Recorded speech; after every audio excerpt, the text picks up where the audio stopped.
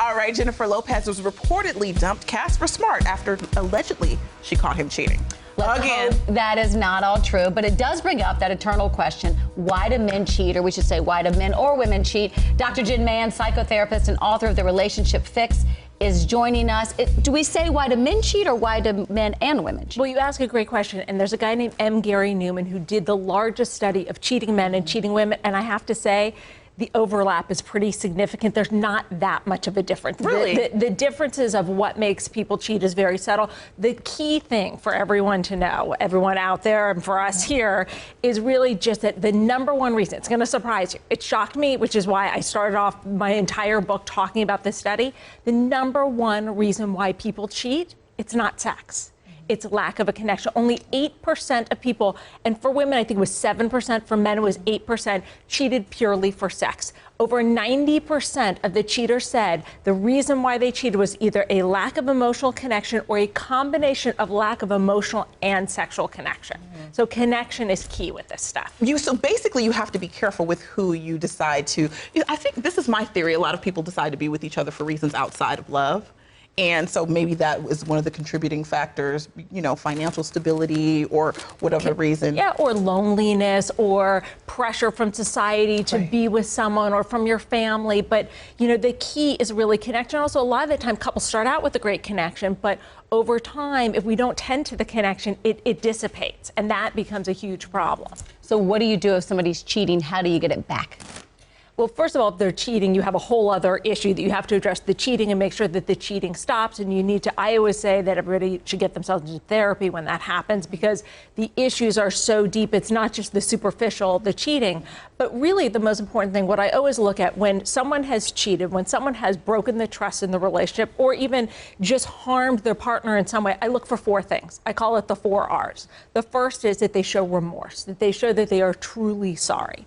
The second is that they take responsibility, that they really own the mistake that they have made.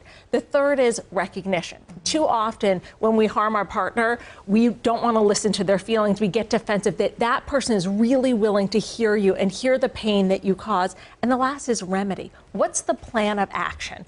All too often I get people who call my radio show or who I see in couples therapy who say, yes, for example, my husband cheated and I took him back and now he's done again. Why is this happening? And I always say to them, okay, what did he say or do that made you think it would be different? What was the plan he presented to you and enacted? And inevitably the answer is none. He said he was sorry, he cried, he was upset, so I thought that was enough. It's not enough in a situation like this. And you need a plan. Yeah, and allegedly 2 years ago he cheated. Okay, so what was he doing? What was his plan to not do it again? Therapy, if substance abuse is an issue, and I'm not saying that there was, but in some situations there are.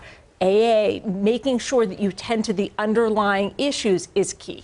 What about, why was Casper a good fit for J-Lo? Like, what kind of man do you see her with? Because, as you said, 2011, it's been over 4 years of them together.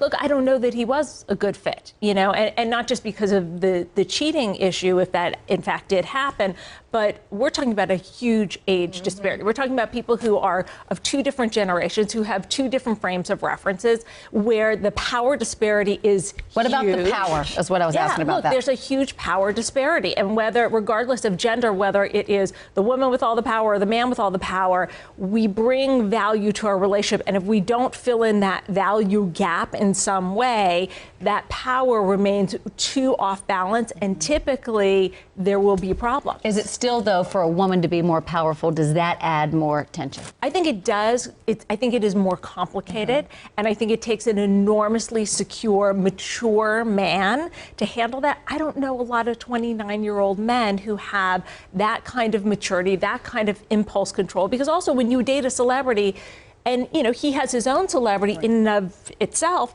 you are presented with so much opportunity when it comes to cheating. Not that, you know, regular people don't.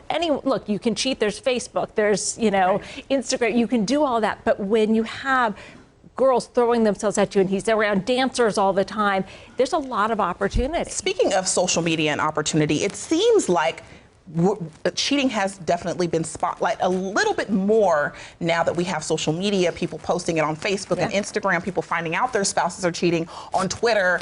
Do you think social media contributes to cheating more? I think it makes it easier. And over 80% of attorneys have reported an increase in the mention of social media in divorce cases. Wow. And what I've heard is that typically in the paperwork, it's mentioned something around 30% of the time now.